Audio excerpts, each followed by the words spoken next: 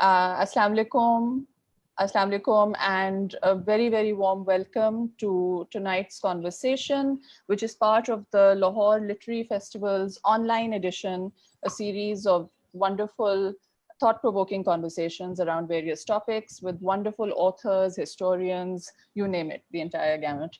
So tonight, I'll be your host. My name is Afia Aslam. And I am so, so pleased to be in conversation with a dear friend and a wonderful journalist and author, Sanam Mahir. Sanam, thank you so much for being with us today. Hi, thanks for doing this. It's just, I'm so excited about this, seriously.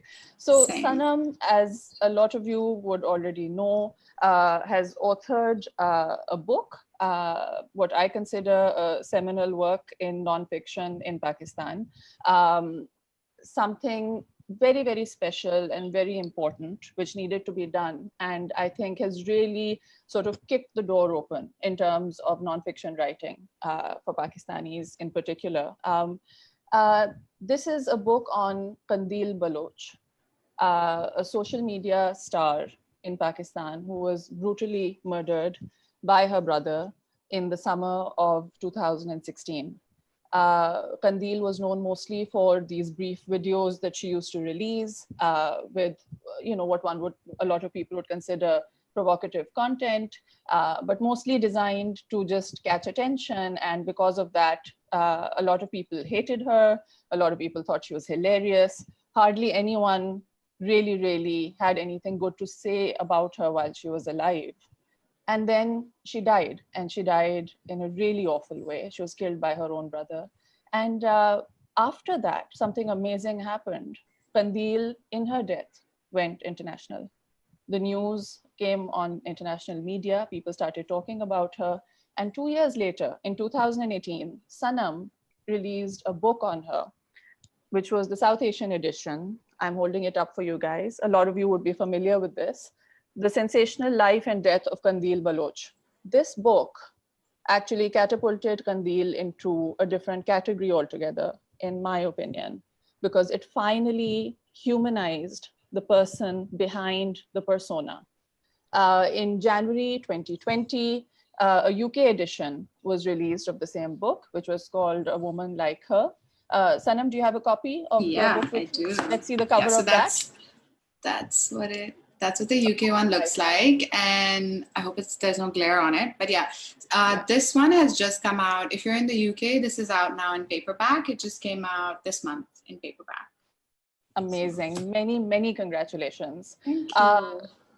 With this book, we learn about Fawzia Azim, which was Qandil's real name, the person behind that woman who we used to see only in those videos. And those, little clips that used to circulate with all of the public opinion surrounding those clips. You threw a light on the actual person. And, Fawzia Azim, it could be the girl next door. And that's not at all what she was known for. You helped to humanize her in a way that no one had bothered to do before, right? So that's why I feel your work was just so much more important than perhaps one might have expected initially. It wasn't just a simple reportage work. It was something much more than that.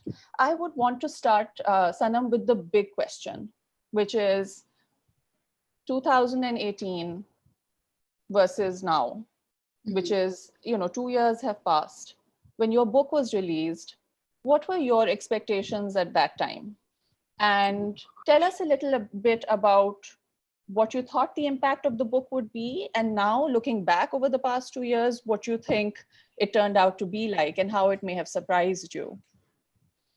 Well, firstly, thank you to everyone that's tuned in to watch this, and to LLF for doing, I know it's not easy right now to schedule a lot of digital stuff and to keep this momentum going. So to everyone that's working from home, thank you for doing that and for just having us on here and having these talks.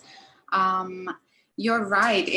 I think it has, our idea of Qandil really has changed in the last 2 years. I think there has been a shift, particularly I feel amongst young women in Pakistan. And I don't think that it was a situation where we weren't bothered to find out more about her or to learn more about her. I think it was just it was a moment that was very difficult. I think for many of us, there was a lot of grief around what had happened. And a lot of confusion as well, I think, for people.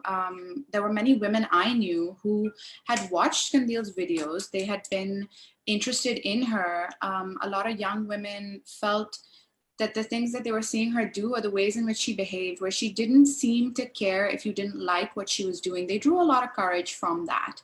But they weren't necessarily very vocal about it, I think, because they were afraid of being judged, or if they would say something on their Twitter or Instagram, like inevitably people would make fun of them as well. So there were a lot of people that came out afterwards and said, you know, I really did, I did admire her, or I cared about her. And they faced a lot of backlash after that. It was a lot of that that got me actually interested in her story, and to see, why does this woman hold such great meaning for us? I'm very sorry about the noises in the back. That is my dogs. And I'm trying to ignore them right now. So for anyone, yeah. I think that, as you said, we hated her, but we love to watch her videos. We love to hate her. We love to make fun of her. She was the butt of our jokes. And to me, I was just really amazed by the idea of this person that had managed to fool all of us. She created this persona. She knew how to keep us watching her videos, to keep coming back for more, even if it was just to criticize her. She knew exactly which buttons to push. And I think that it's a really skillful social media user that can do that, that can curate a persona like that. But then I also wanted to know more about her. How does someone that comes from where she did, from this village in Punjab, to become who she did, to manage to understand social media and her audience in this way? How did that happen? That was a lot. It was a lot of my curiosity around that. And to come back to your question around what did I expect from it? Honestly, I did not expect any of it to sort of to go the way that it has. I ended up going, I chose to go with a South Asian, with an Indian publisher, rather than a bigger international publisher, because I really did feel like I wanted to tell this story in a way where it was for a Pakistani reader. It was for a reader here like me. I wasn't seeing enough in the media coverage around Kandil, which satisfied my curiosity about her. And so I was writing it for a reader like myself. And I think when you're writing about someone like her, you can't get stuck in thinking about what the reaction is going to be. You would be paralyzed if you did that. Because on the one hand, you have people who hated her and who would have turned to something like this to confirm certain judgments or biases about her. But on the other hand, I also knew I was dealing with someone that meant a great deal, especially to young women, or to anyone who felt like they were slightly different, who wanted to live their lives a bit differently over here. So I couldn't think about that. I wanted to think about what I wanted to read. And then the fact that it's gone on to have this life of its own, and to have people sort of, I mean, even just the cover, people saying that they love the cover. That cover art is by a Lahori artist, Rahima. To say that they love that, to have that resonate. I never expected any of the reaction that I got. Yeah. So tell us a little bit about how you think the persona of Kandil has developed in the public eye after the publication of your book. I think initially, because she was covered in the international media in some very, wow, the dogs are particularly loud. Initially, this is their moment. Oh, okay. I am so sorry about this, but okay, guys, this is what it's like. I think initially when she was covered in the international media, it was very much along the lines of, there was a certain narrative, right? That like, this is what a feminist, a woman who goes up against a certain system, a woman who tries to live life on her own terms, but then, oh, in this terrible place like Pakistan, like this is exactly how these women's stories end. Like it was a very certain narrative. And when you look back on a lot of the media coverage, there are certain words that are used around her, which were never there during her lifetime. So bold or feminist or one woman army, or like just talking about her in those terms. And during her lifetime, I think the only international, so the BBC did cover her. But then also just, I think it was the AFP and BBC, and both local reporters. So Isam Ahmed and Amber Shamsi, who covered Kandil and kind of understood, like, this woman isn't just a flash in the pan, she's actually doing something that has greater meaning. But if you look at, like, she was not being asked by the New York Times, like, oh, tell us what you're doing. Like, will you write an op-ed for us? All of this happened after she died. After she All of died, her, yeah. she was given sort of purpose and meaning after she died. And I feel like for a lot of people, a lot of women particularly, it was difficult to see people who you'd seen be very critical of her. A lot of journalists who would tweet stuff about her that was quite derogatory, or that would call her certain names or be sort of very tongue-in-cheek about what she did. But then when she died, a lot of people I know went back and deleted those tweets and then suddenly put her up on this pedestal. I was never interested in that side of like putting Kandil up on a pedestal, making her an icon. Even now, I feel very uncomfortable when people say, oh, she's a feminist icon for us. Like, what does that even mean? I think those are things that we say to ourselves to assuage our guilt, or to help us avoid the question of how complicit are we in what happened to this person? Why were we not able to see red flags during her lifetime when things were really coming to a head with her? Why did none of us say something supportive or in her favor, or just say, okay, we need to stop this now. This is when her NIC was shared, or things like that. So I think definitely the trajectory, the narrative around her did change, where it became praising her or seeing meaning in what she did. And I wanted to understand that reaction as well in the book. The book isn't just about Kandil. It's not just a biography of her. It's really trying to understand what kind of place creates a woman like Kandil. And it's the same place that turns around and then says, we don't have space for you. We cannot tolerate you. Okay. So since you mentioned the international press, I'm interested in, there were stages to this book. You started with LLF as the publisher in India, and now you've gone to Bloomsbury in the UK, right? Yeah. What has that experience been like, the transition, taking this person who you've written about, okay, and obviously the whole context around her, as you said, but taking that same book now to a different place, different team, different publishers, and a different social context. What has that experience been like for you as a writer? So, I mean, the first thing really was, I was very surprised that there was interest in it outside of Pakistan, outside of South Asia, essentially, because, I mean, people in India also knew about Kandil, but people outside of South Asia, they found out about her when she died and she made the news for her death. They didn't necessarily know very much else about her. And the thing that just made me so happy, and the thing that continues to make me very happy, is when I do events like this, like outside of Pakistan, and women, particularly women, are really interested in the book, or they come to the book, or they read it because they find things in there that no matter which culture you're in, it really resonates. The way that we treat women online, the way we treat women who have an opinion, or who do things a bit differently, or who are very vocal, the ideas we have around what a good woman looks like, or behaves, or sounds like. The idea, like, just of, what does it mean to go viral? What does celebrity mean now? What does it mean to be famous now? What does it feel like to be bullied online, or to have this mob come after you? A lot of these things, women in so many parts of the world, they find these bits that they connect with. And so working with these publishers, that was a huge thing that I learned, which I hadn't actually understood, that there was that interest, that people did find these common themes. Whether that's been in the UK or Europe, Australia, the US, or Canada, the book has found audiences there for that reason. There was that side of it, but I do think it was also a very steep learning curve for me in terms of, and I don't think that I would have been able to do this necessarily if the book hadn't done so well over here, and I hadn't had this very vocal sort of, like, people reaching out to me on Instagram or just on Twitter and telling me they loved the book, I feel like I was nervous about it. I think all writers are kind of nervous about any work that they put out, and you do have a bit of imposter syndrome.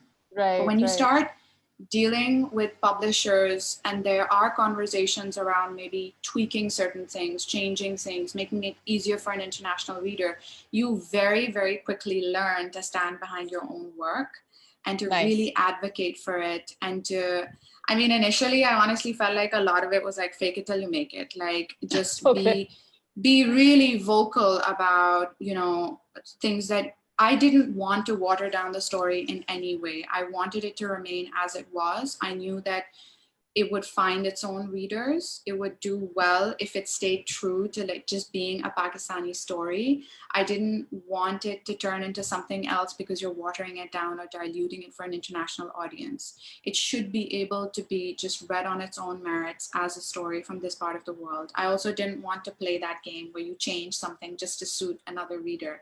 They don't have to do that for us. I don't see why we should have to do that for them.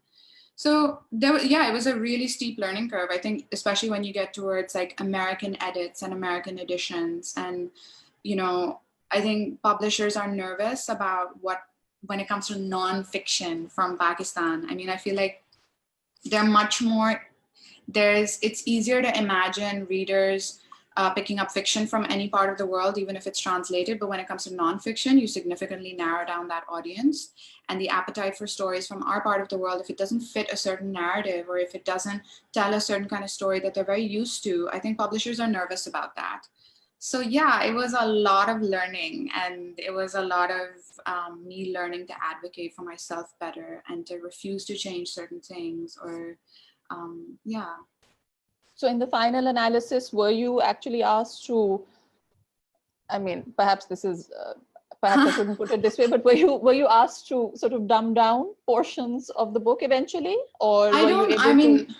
I don't want to say this, like, I don't want to say dumb down because I also Yeah. understand where editors are coming from, particularly like they are taking a chance on you. You are a new writer. You are like, I'm not some known name. I wasn't like Kandil was known. But I don't want to say dumb down, but I think that if there was, they did ask me to sort of add context to certain things. That is something that's pretty typical. You will get asked to add certain details. When there were conversations around, you know, just changing the book around, I was very lucky because I then started working with an agent, and his name is John Ash. He was wonderful. He taught me so much in terms of just, and I think he was also a great person to, have these conversations with, where like, yeah, they're asking me to change this, and this is a guy who's not Pakistani, who's not from this part of the world, who hadn't heard of Kandil, but for him to turn around and say, no, like it wasn't difficult for me to understand, and I read it and I loved it, so no, you don't have to change this. Just getting that sort of affirmation, that was great. I think even when you get down to moving away from content, like specific conversations around even just covers, cover art, how something is marketed, how something is talked about. And then you start to get into areas where you don't have much of a say. That's something I didn't know anything about. This was all very new to me. Like? So for instance, you will, and again, I don't want this to come off as something where I am criticizing any of my publishers, because I do think the editors, both women that I worked with on the American and the UK editions, were just so understanding of how I wanted to tell the story. Right? Oh, absolutely. And really advocated for me, I think. But just even, for instance, when you look at American marketing, they're very comfortable with talking about Kandil as the Kim Kardashian of Pakistan. Whereas I would have never, that is a way that we have described her, but you also understand, okay, that's a frame of reference that is, it's an easy entry point for an American reader, right? It's a reference they immediately know. And even if you don't know anything about Pakistan, the minute that someone says, oh, the Pakistani Kim Kardashian, you want to read about it, right? It's a hook. Yeah. Yeah, absolutely. And learning things like that. And I think also understanding that you can't be so precious about those things. You have to also, at the end of the day, relinquish some of that control, because yeah, you don't get as much say in how these things are put out into the world. So it was a lot of learning, definitely. That is so interesting. And I think a lot of people who would be tuning in, who would be writing or looking to get published, I think they would learn so much from whatever you've just mentioned, because it's a learning curve, as you said. And a lot of people go into it really into the deep end of the pool without knowing what they're going into. So tell me that, so you were a journalist, you are a journalist. And I know that you used to write human interest stories anyway. Kandil is not the only human interest story you've ever written. I know that you were really great at that, actually. But did this story in particular kind of help you to push your boundaries as a journalist in terms of the writing? Did it help you to kind of, or rather did it push you into directions that you didn't expect it to in terms of your writing, in terms of your perspective? How did it make you question your role as far as the writer of this book was concerned? It definitely pushed a lot of my boundaries. This was the first work, obviously, firstly, of this scope Yeah. that I had ever done. It was my first murder story. It was my first. I think it's also very tricky when it's like you're writing about someone you've never even met, you've never interviewed, you've never, like, I'd never even seen her in person. And now I'm having to do this book that's like, a biography of this person and her life. That was daunting. And also someone who had put out this huge volume of information. I mean, I hoarded anything that I could, any tweet, Facebook post, chat, inbox message, diaries, like any person that she'd had any kind of contact with, because I really wanted to try and understand this person. But at the end of the day, what you're also having to deal with is a lot of the stuff that you're finding online is her persona that she put out for us to see, right? So you have all this information that is this person in character, and you're really trying to understand the person behind that character. How do you even begin to do that? I think a big thing that helped me is I did hoard all of this information, and I did try and find anyone that had anything to do with her. But at a certain point, I started to question, why am I hoarding this? Do I have the right to put all of this out? If during her lifetime, and then particularly towards the end of her life, when she was outed, when we were told this is her real name, she was married, she had a son, she didn't, beyond a couple of tweets, she didn't say anything about that part of her life. She chose to not reveal it. Do I have the right to do that just because I have this? She can't speak for herself. I'm really sorry about the dogs. Don't worry She about can't it. speak for herself at this point. Who am I to do that? I also didn't want to add to the voices that already existed that were interpreting everything that she'd done. I wasn't comfortable with that. So then I think that my work also, and this is a huge benefit of having the time that I did, I had a year to work on this story. I started to ask, it's not my job to provide you with all of this information about Kandil and to satisfy your curiosity about her. It is my job to ask, why does that curiosity exist? Why do you need to know this? And I think a lot of people, they were disappointed that I didn't add certain details about her life that they wanted to use against her or things like that. And I'm very glad that I stuck with that decision. But that was a big consideration for me. It was very different for me to do something like that. I think also just going forward, after I've done this, I feel like I've become more mindful of the kind of stories I do take on. And because I do work for places outside of Pakistan, I do question a lot more, like, what kind of stories are you looking for? It's very easy to provide certain stories. We all know what those stories are. Right. It's very easy to do that. And as a freelance journalist, if this is your source of income, if this is how you sustain yourself, you can really enter that stream and keep pushing out those kind of stories. But at what cost? Why are you doing it? At what cost? Correct. And the few times that I have done that, I look back at those stories now, which are human interest stories, which are very like positive Pakistan. Like, look at these brave girls doing these brave things in this terrible place. You have so many of those stories here. It's so easy to do that. And I don't want to anymore. So I feel like I'm trying to be more deliberate with the work that I do take on now. And also another thing that, just going back to like something we were talking about earlier in terms of a big thing I learned with working with different publishers is also, I read this really interesting thing yesterday. I'm sorry, I'm forgetting the author's name, but she made a really valid point where she said, because there's also these conversations going on right now about publishing and about, how diverse are the writers that these places are putting out, who is actually getting money behind their projects and their books. And she said, you need to stop being grateful. You need to stop having this attitude that you're grateful to just be let in the door, because that immediately puts you on the back foot. And I think when you are working for bigger media organizations, stop being grateful to just be there. That's something I'm trying to learn to do more, where if I want to do a story a certain way and it's just not working out at a certain place, I will pull back from it. I'm not going to do it just so that I can get a byline at that place because it's some prestige place. Like, stop being grateful to just be there. Do what you find to be true and what is going to be good work and add to a conversation. What about in terms of over here locally? Did you feel that after you released this book, the expectations from you as the person who had released this book, who had written this story on Kandil, were there any expectations locally from you, which perhaps were asking you to step out of your role as journalist or Oh, writer? yeah. I think that continues to happen. I think even right now we're doing this chat, there's going to either be comments in my inbox or just here on the stream.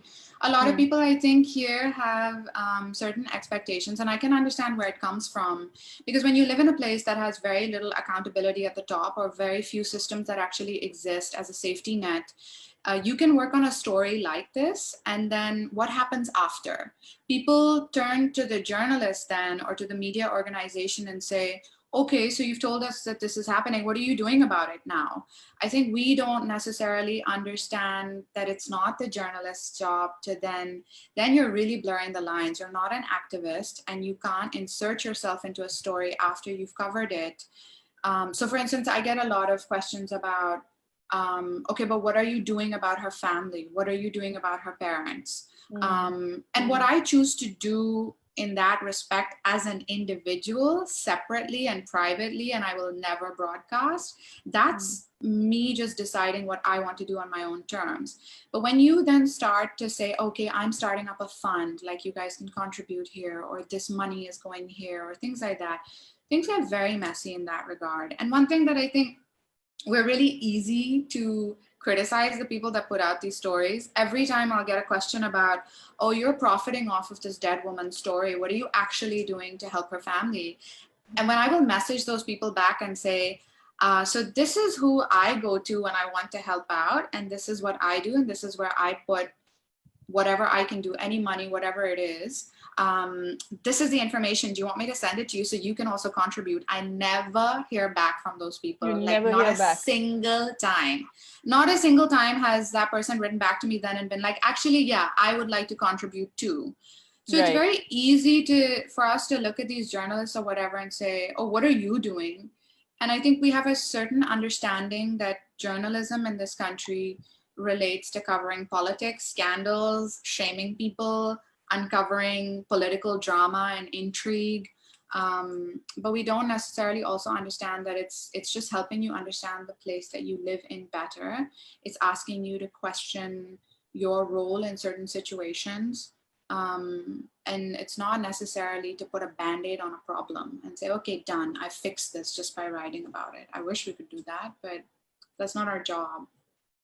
Do you feel that after publishing this book, you've been sort of typecast in a way as the one who wrote that book on Kandil I and don't therefore mind should that if continue that's what writing like I this? oh Are these god, the if type of stories people just expect you to keep telling now, or do you have I something else wouldn't in even mind? mind. I mean, I'm really like, I'm so happy with how it's done over here. I'm so happy that it found readers here. And I feel like it was also, honestly, I was kind of sick of reading books about Pakistan that are by like ex-diplomats and men who have held office. And like, I wanted to read something as a young person about, well, what is my generation of Pakistanis doing online? How are we thinking about certain things? What are the things we're interested in? What are the crazy, stupid, funny, bad, good things we're doing? How do we look at this place around us, and what are our aspirations for ourselves over here? So honestly, if I get typecast as like which is what a lot of people do say, they're like, oh, you're the Kandil girl. And I'm like, yep, I don't mind. I'm Like, the I Kandil really girl. don't. If I could do another one, like as the first book, they always say this, right? Like, you do the first book, that's great. But the trick is the second book, because you know how hard it is to get the first one done. So if the second one does even a fraction as well as this, yeah, oh my God, I don't complain. Yeah. So what direction do you think you would be going in now, stories wise, and also known as what will the second book be? So I think it does pick up on a lot of things that, like the way that this book brings in a lot of threads, things that I've been interested in for a while. And I found this person as amazing sort of conduit, a way to talk about all those things. I'm obsessed with social media. I'm obsessed with how young people think, what they're doing. So all of those different areas. The second book also kind of delves into that a lot. But what I really want to do is I want to look at something that I care deeply about, which is this idea of like religious identity and faith and how we identify as Muslims, and how the idea of being Muslim and Pakistani is so sort of interlinked. How do young people consider that? What are the ways in which that's playing out?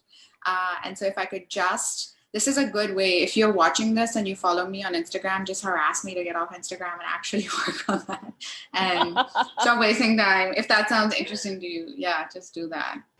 Yeah, get to work, Sanam. We want the next book. Just babysit me. Yeah. So one final question from my side before we kind of move on to some of the questions from the audience.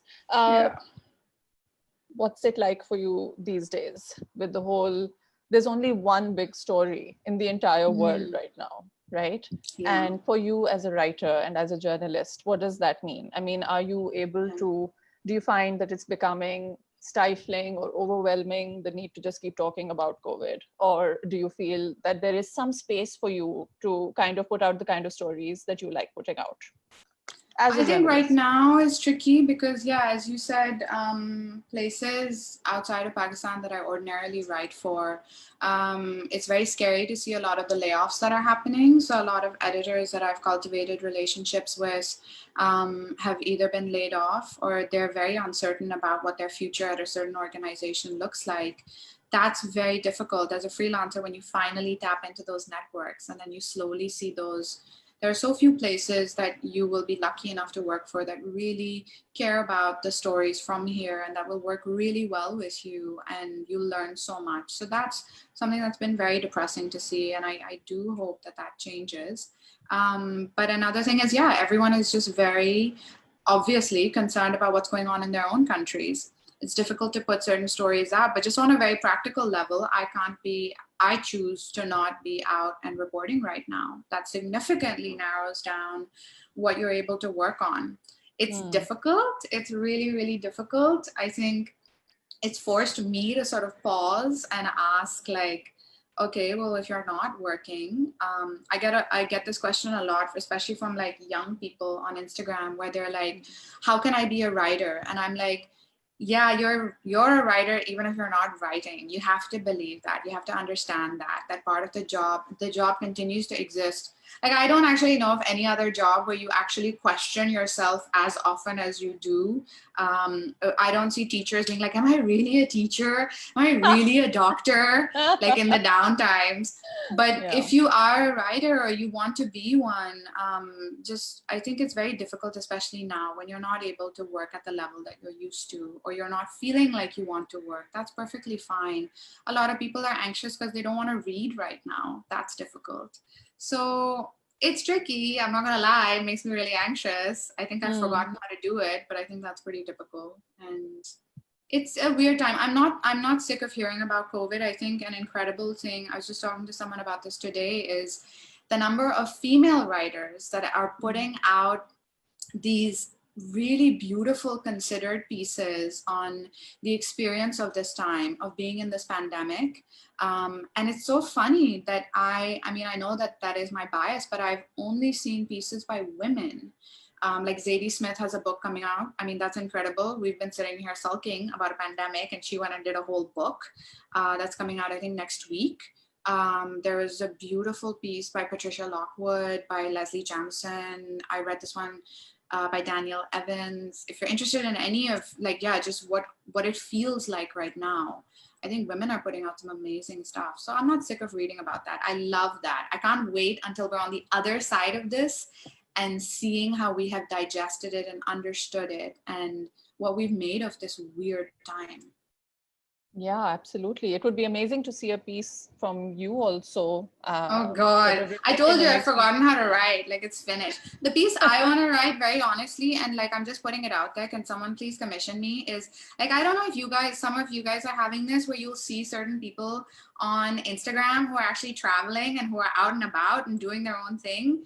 I keep a running list of people, and it's called I Want to Be in Your Pandemic, because my pandemic is looking very different from your pandemic. I want to be in that. So right now, I think I'm stuck in the surreal phase where I'm just annoyed. And that's the only piece that's going to come out of me. I want to be in your pandemic. Please commission this. Are you listening, whoever you are? Okay, let's move on to some of the questions. Okay, so I love the book. This is someone I think who's put up this comment on Facebook. I loved the book, and I think it is very brave of you, Sanam, to write something like this. Was safety a concern for you at any point? Did it affect you in any way? The security yes, I think it is definitely a concern. It was a concern for me. I had never reported from South Punjab before, and also because of this person that I was dealing with, and I knew that people in her village had ideas about her, and the way that everything had played out with the family and what had happened, that was a tricky situation to be going into. I did work with a fixer, so someone who was from the area and who could help me in terms of just meeting the right people, but also it had to be a man, but also it was helpful to have him there because he was a local. And so then when you're the outsider and you're coming in and you have someone there that can help you with that, I think that's a good guarantor of safety. There were a lot of instances where it feels difficult, like being the only woman in a room where there's men you're talking to, and you're talking about something like this murder, and you're able to ask them questions or sort of really interrogate their responses to this murder. And it's a line of questioning maybe that they're not used to, or you being in conversation for that long a period of time about it. And I remember like there was this one interview I did. It's a group of men sitting there, and this one guy turned to me and he was getting a bit frustrated with me, I think. And he said, you know, the way that you've just gotten up from Karachi and you've just turned up here and you're asking us all these things. And he's like, look at you, like if any woman from our area dared to do this. And he didn't finish his sentence, but it's a strange place to be in. And if anyone dared to do this, then what?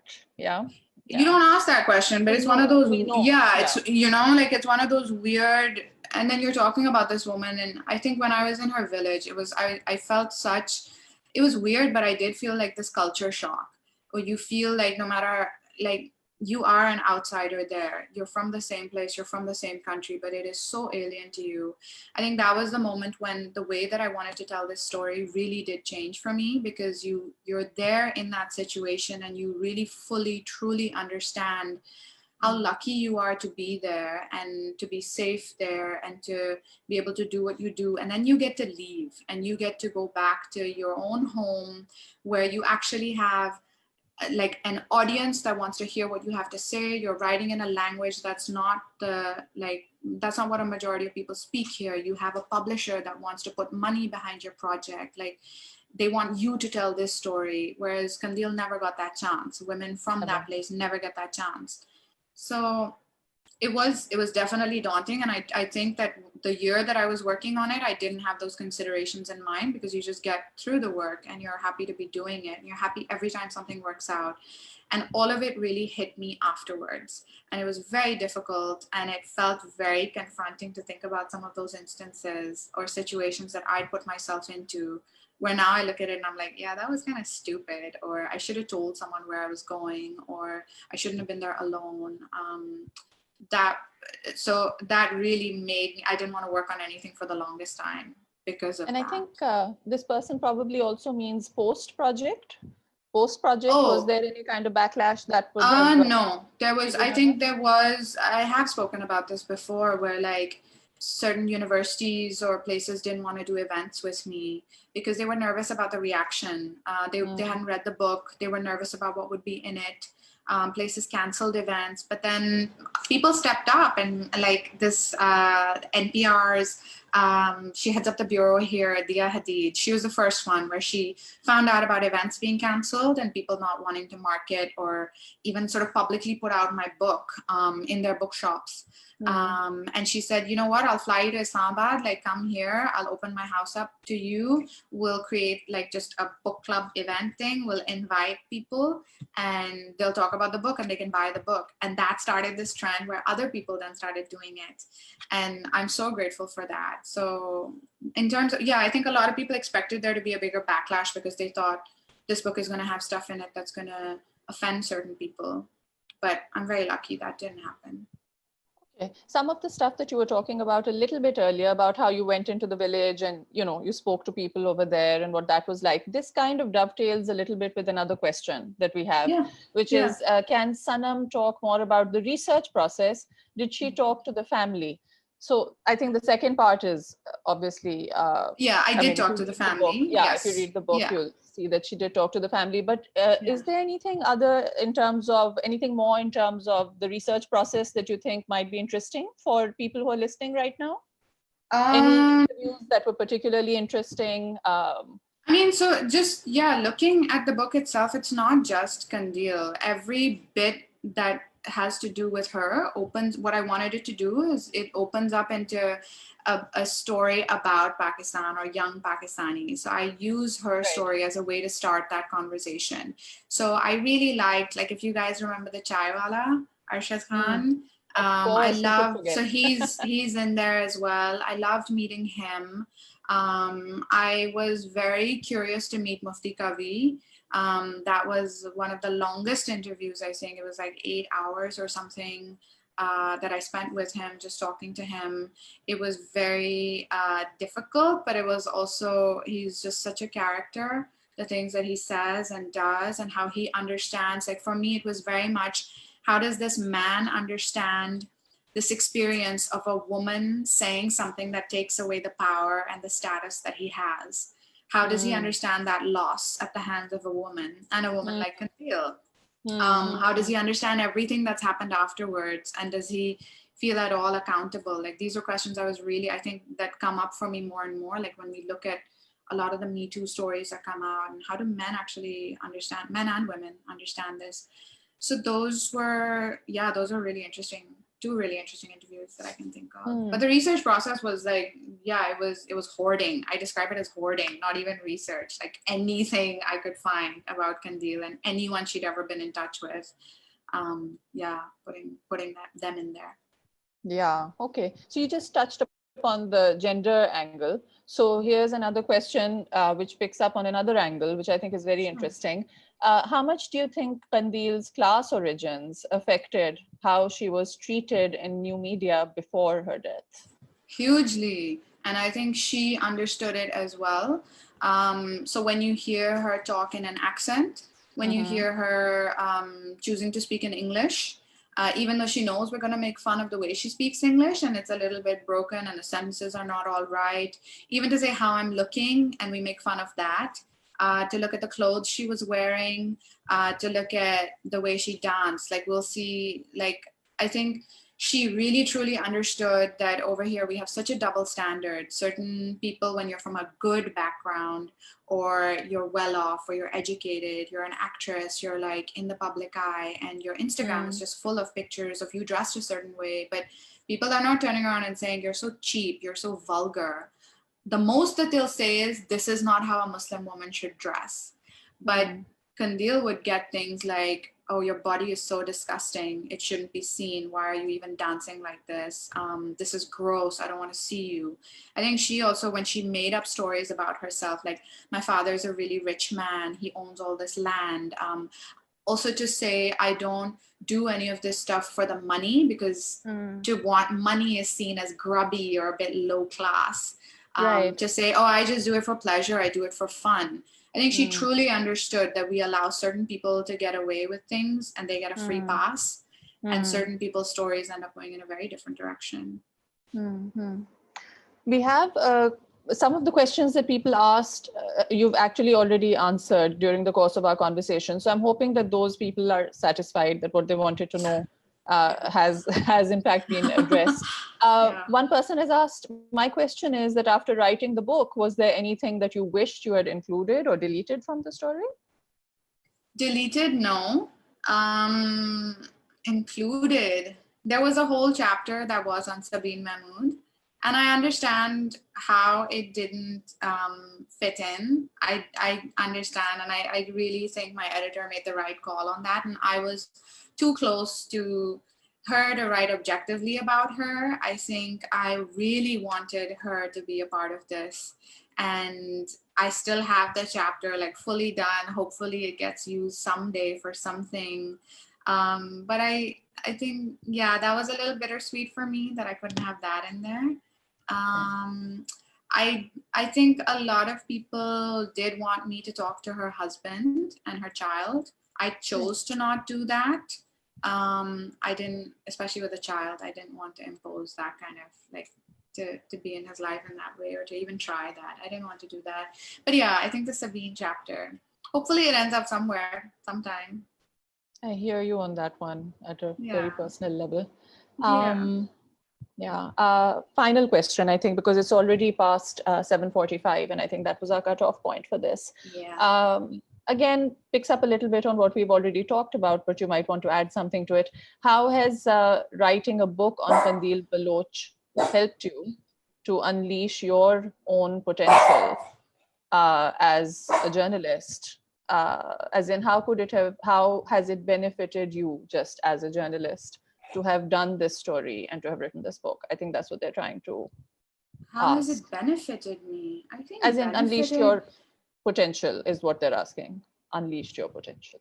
I mean, I feel like I'm gonna go back to what I said earlier, where it's really forced me to not just look to actually say, yeah, I am able to work hard on something like this. I just stopped having this imposter syndrome, to appreciate the work that does go into it. I think when you take on something of this length and you actually get it done, you do feel like, okay, I've proved to myself I can do this and that I'm able to do it. And you hone in on what really does interest you and the stories that you do care about and the ways in which you do want to tell them.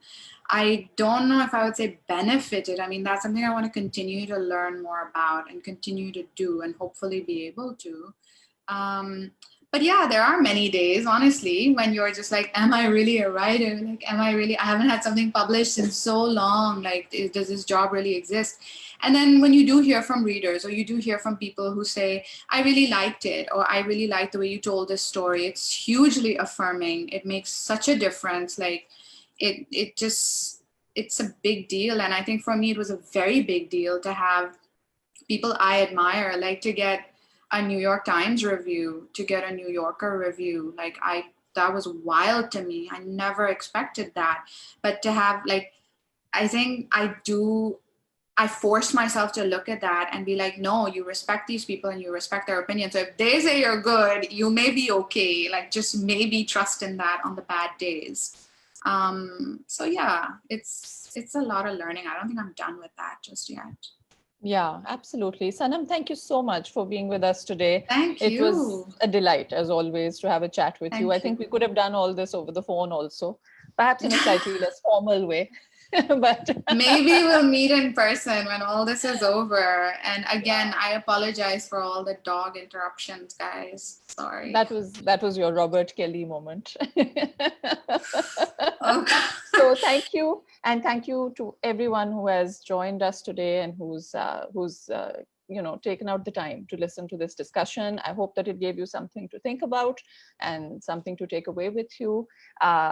May this book live long and prosper in terms of the message that it gets across, and may it continue to spark more conversations.